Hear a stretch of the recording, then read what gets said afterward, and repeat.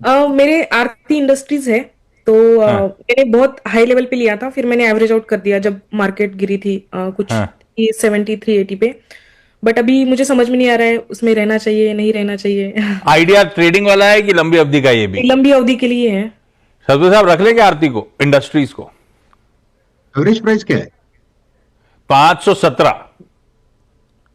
निकल जाएगा। I think Aarti industries में वो लेवल मिल जाएगा आपको, क्योंकि देखिए इसमें जो बेस बना है वो 450 के आसपास बना है, सामने 500 पे रेजिस्टेंस है।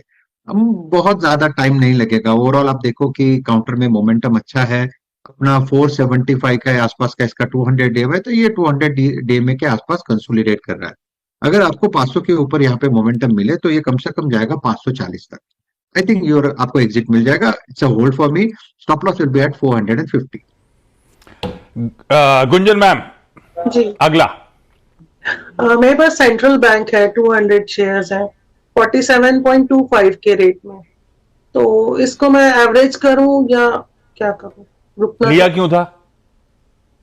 मतलब लिया। लिया पैसा बनाने के लिए था, लेकिन लंबी अवधि के लिए, छोटी अवधि के लिए? नहीं, बड़ी अवधि के लिए, लॉन्ग टर्म। पक्का ये सोच के लिया था या मामला फंस गया इसीलिए रख लिया है? नहीं नहीं नहीं, लॉन्ग टर्म के लिए मैं कोई इन्वेस्टमेंट पॉइंट ऑफ व्यू से लेती हूँ, मतलब मुझे ट्रेडिंग। कैसा है central bank investment point of view से सतपुते साहब? फंडामेंटली तो खैर बेहतर सरकारी बैंक हैं जो पोर्टफोलियो में रख सकते हैं, लेकिन लॉन्ग टर्म चार्ट जस्टिफाई करते हैं इसको होल्ड करना? आशीष जी नहीं करते। ऑनेस्टली स्पीकिंग चार्ट इतना कोई प्रॉमिसिंग नहीं है। Clear lower top lower bottom formation बना रहा है। हर लेवल पे अगर आप देखो, हर रेजिस्टेंस पे यहाँ पे बिकवाली आ जाती है और ये नया लो बनाता है। दैट शोज कि ये lower top lower bottom formation है। और इसका जो ट्रेंड है, प्राइमरी ट्रेंड, वो वीक है। अभी इस प्राइमरी ट्रेंड में जो वीकनेस है, तो उसमें बीच बीच में इंटरमीडिएट करेक्शंस भी आते हैं, लेकिन जब हम वीकनेस में बात करते हैं तो करेक्शन यानी रैली होती है। तो इसका जो रैली आने का जो रेजिस्टेंस है, तो वो है करीबन 42 का पहला, और 42 के बाद 46। तो 42-46 ये इसका रेजिस्टेंस होगा।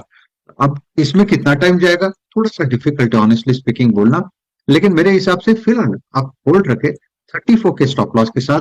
42 पे ऑब्जर्व करिए, अगर अटकता है तो एग्जिट करिए, अगर मोमेंटम कंटिन्यू होता है तो फिर नेक्स्ट टारगेट आपका 46 का मिलेगा। लेकिन एक बात है, काउंटर में अगर आपको एग्जिट अपॉर्चुनिटी मिलती है तो I think you should grab it rather than holding it. अगर बैंक में ही काम करना है तो there are many front line bank, जैसे कि पीएसयू में ही अगर करना है तो स्टेट बैंक मुझे अच्छा लगता है, bank of Baroda, Canara bank. I think यहाँ पे काम करे तो वो ज्यादा बेहतर होगा।